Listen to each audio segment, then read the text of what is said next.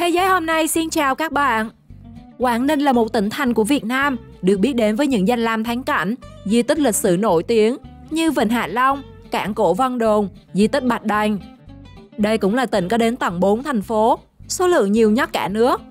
Và dự kiến đến năm 2030, con số sẽ tăng lên 7. Đến thăm Quảng Ninh, bạn sẽ cảm thấy lạc lối với những đặc sản thiên nhiên đã ban tặng cho vùng đất này. Nhưng bạn có biết, đằng sau những con người thân thiện, những cảnh đẹp hoang sơ là những câu chuyện kỳ bí, tâm linh về những hòn đá biết xoay, cây thị ma ám, khiến bạn phải khóc thét khi nghe đến. Hãy cùng Thế giới hôm nay khám phá về 15 điều độc lạ tại Quảng Ninh khiến bạn phải sợ hãi nhé. 15. 70 năm không tắm. Bạn từng không tắm trong thời gian dài nhất là bao lâu? Và lý do là gì? Chia sẻ cho mọi người biết dưới phần bình luận nhé. Trong khi nhiều người chỉ cần vài ngày không tắm đã trở nên khó chịu vì cơ thể bốc mùi, thì người đàn ông tại Quảng Ninh đã hơn 70 năm chưa một lần tắm gội. Mái tóc dài của ông bết lại thành một mảng lớn, nặng trịch, trông như một chiếc ba lô trên người. Theo lời ông cụ, ngày xưa khi còn nhỏ, cứ mỗi lần tắm hay gội đầu là ông liền bệnh nặng liên tục nhiều ngày. Từ đó về sau, dù người có dơ đến đâu, ông cũng nhất quyết không tắm gội.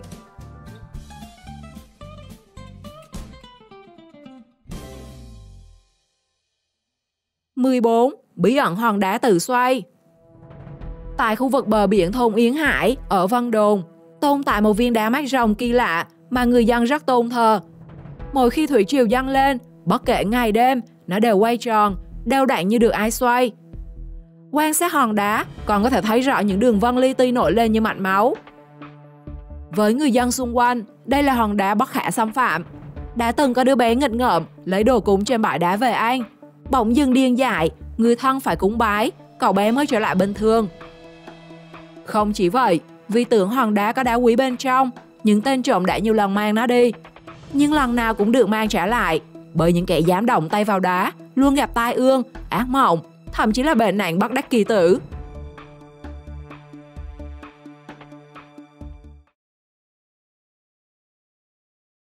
Mười 13. Ngôi nhà mọc giữa đường. Vì không đồng ý với các phương án bồi thường, tái định cư của chính quyền, gia đình của bà Luyến ở thị xã Đông Triều đã nhất quyết không dời đi. Điều này đã khiến căn nhà của bà trở nên độc lạ nhất khu, khi nằm chiếm gần 3/4 con đường mới xây, chỉ còn đủ một khoảng vừa một chiếc 7 chỗ chạy qua. Được biết, trước đó đã 2 lần bà Luyến đồng ý với việc bố trí, đã ký vào biên bản bàn giao đất và nhận đất tái định cư. Tuy nhiên, chính quyền đã hủy bỏ quyết định với lý do nghiên cứu chưa phù hợp. Đến lần thứ 3, vì mảnh đất của bà thấy không phù hợp nên không đồng ý di dời.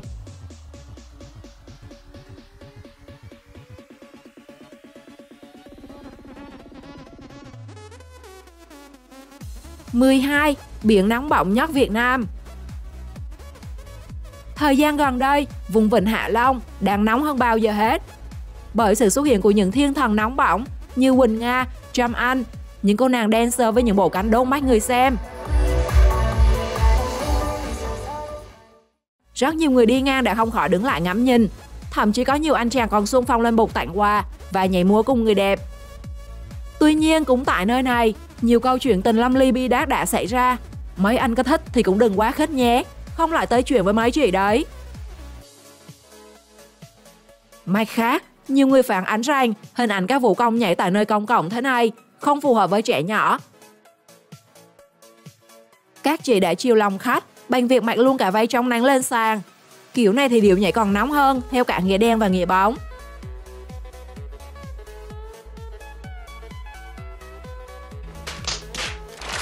Mười 11. Ngày kiêng gió. Ngày kiêng gió là một ngày hội mang đậm bản sắc dân tộc của người Dao Thanh Phán, thường được diễn ra vào ngày 4 tháng 4 âm lịch. Trong cả ngày diễn ra lễ hội, không một thành viên nào trong gia đình ở trong nhà, bởi họ quan niệm nếu có sự hiện diện của bất kỳ ai thì thần gió sẽ không vào nhà. Các gia đình lặng lẽ rời nhà từ sớm. Khi họ ra khỏi nhà, thần gió sẽ vào nhà và mang đi những rủi ro, phiền muộn trong năm cũ và rửa sạch không khí, chỉ để lại những điều tốt lành, ấm no, sung túc. Không chỉ ra khỏi nhà mà họ sẽ dừng mọi hoạt động sản xuất, làm nương làm rẫy. Do đó mà nhiều người xem ngày kiêng gió là ngày im lặng, Quảng nghỉ giữa chuỗi ngày làm đồng thường nhọc bận rộn. Một trong những điểm độc đáo của lễ hội là phiên chợ tình, nơi vợ, chồng sẽ được quyền gặp lại những người bạn cũ mà không cần lo lắng người kia có ghen hay không. Ban ngày họ hát hò, nhảy múa và uống rượu, buổi tối lên rừng hẹn hò nhau. Suốt từ sáng tới đêm, những âm thanh như sáo, kèn, kèn vang lên không dứt, như tâm sự của đôi bạn xưa không nỡ xa rời.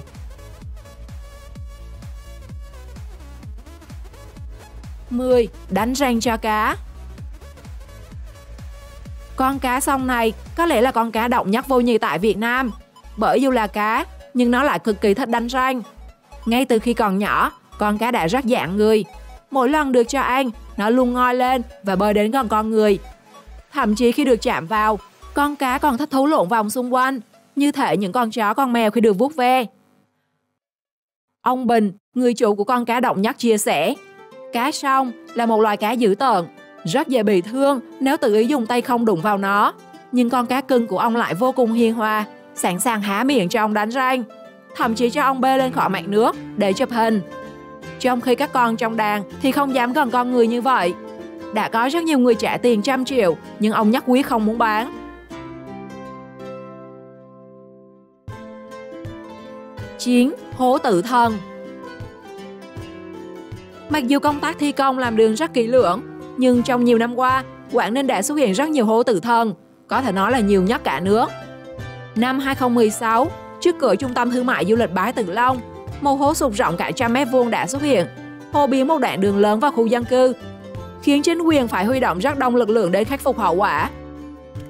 Những chiếc hố tự thân xuất hiện bất thình lình, thường có kích thước khác nhau, nhưng nếu vô tình bị cuốn xuống, ống nước bị đứt vỡ, nước xối từ hai bên mạnh, rất dễ làm đất bùn xoáy cuộn và kéo người tụt sâu xuống dưới. Không chỉ trên mặt đất, ngoài vùng biển Quảng Ninh cũng có rất nhiều hố sâu đến không thấy đáy. Các nhà nghiên cứu đã phát hiện một hố săn khổng lồ ở khu vực Vịnh Hạ Long. Đi ngang nơi này, dù đang là hè nóng bức, nhưng nước ở đây lại lạnh ngắt, khiến người ta sởn tóc gáy vì khí lạnh từ đó tỏa ra. Như thể một con quái vật nào đó có thể trồi lên và nuốt gọn chiếc thuyền. 8. Cây thủy tâm linh. Quay vào thì chứ quay, chứ còn cháu mà quay vào trong này không được nhá. Chụp ảnh ở ngoài thôi, không được chụp ảnh vào đây đâu, đi cơ bị phạt đấy. Để tí nữa nói chuyện với cụ xong ạ thì mình quay những cái lẻ tẻ để sao em hiểu không? Trước trung tâm văn hóa của thành phố Móng Cái, dưới một khu vực rộng lớn, lại sừng sững một cây thủy kỳ lạ. Với người xung quanh, đây là cây thủy rất linh, đụng vào nó thì có mà rước họa vào người. Của nhà cụ thì nói thật chứ vàng cũng nhiều, của cũng nhiều. Mà người ra đi thì có 3 con người, 3 cái đầu đấy đó.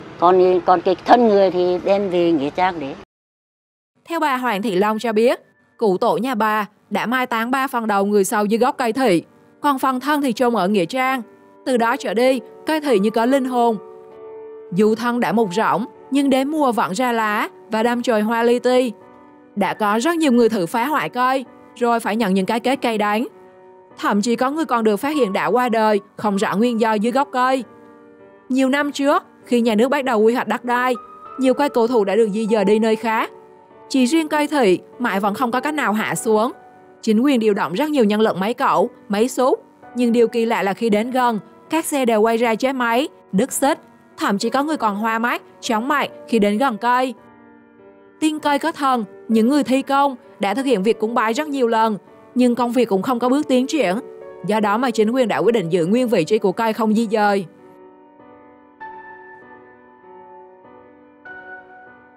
7. Làm dâu sướng nhất Việt Nam. Theo chia sẻ của rất nhiều cô dâu có chồng, thì có lẽ không nơi đâu bằng nhà chồng Quảng Ninh, bởi lẽ quá độ thành thơi. Trong khi mặt trời đã lên đến đỉnh đầu, con dâu vẫn say giấc nồng, thì bố chồng đã lủi hủi trong bếp nấu cơm. Mặt khác, nhiều người cho rằng làm dâu Quảng Ninh cũng đôi khi áp lực lắm, bởi trong ngày cưới, của hồi môn mang theo nếu là vàng phải tính bằng ký, tiền thì theo cọc, sổ đỏ phải theo xấp. Không chỉ vậy, cổ bàn thì phải cứ hơn chục món, cua, ghẹ, nghêu, sò, trên bờ dưới biển phải có đủ. Bạn nào ở Quảng Ninh thì vào xác thực xem có đúng không nhé.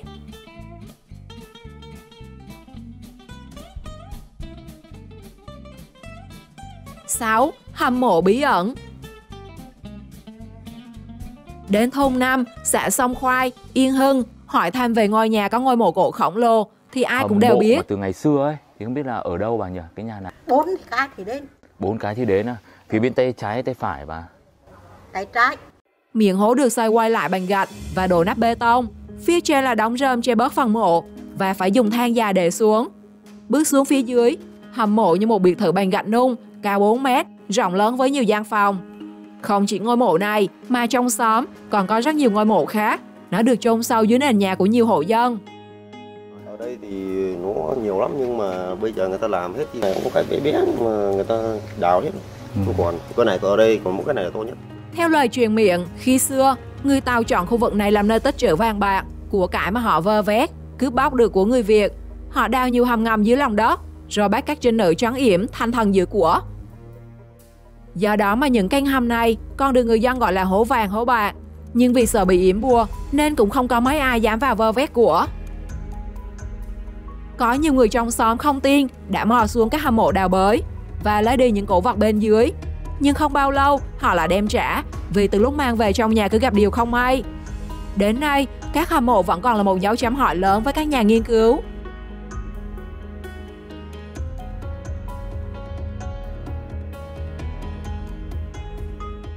Năm, hang rồng. Khoảng giữa năm 2018, những người đi rừng đã phát hiện trong khu rừng thuộc thôn Bản Danh, xã Hà Lâu có một hang động lạ. Khi tiến vào bên trong để khám phá, họ đã phát hiện vách hang có nhiều mảng hóa thạch khổng lồ như xương rắn, thậm chí có thể nhìn rõ từng đốt xương. Bên cạnh đó, còn có nhiều hoa văn hình dáng như da, vảy rồng. Do đó mà họ đặt tên cho hang động này là hang rồng. Hàng năm, có rất nhiều du khách đã tìm đến hang để tham quan. Chính quyền đã cắm rất nhiều biển báo nhằm bảo tồn hiện trạng nguyên thủy của nó.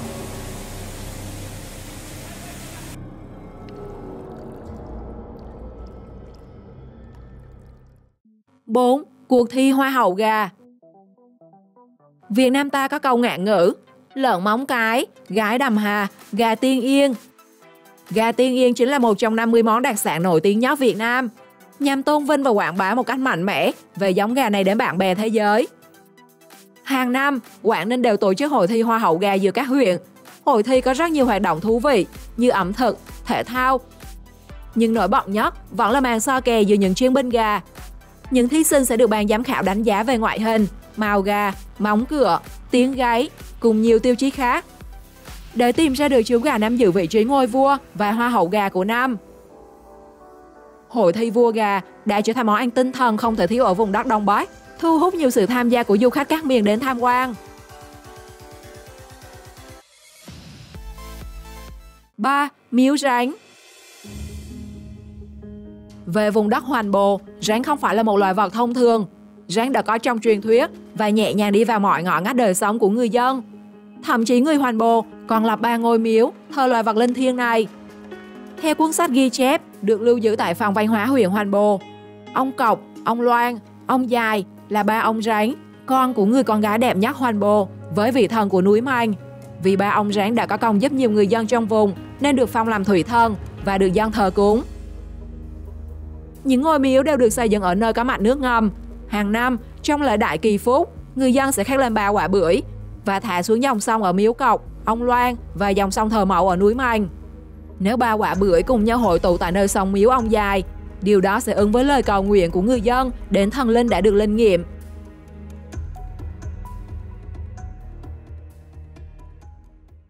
2. Tổng kết năm học. Tổng kết năm học là thời điểm học sinh và giáo viên cùng nhau nhìn lại chặng đường đã qua sau một năm học.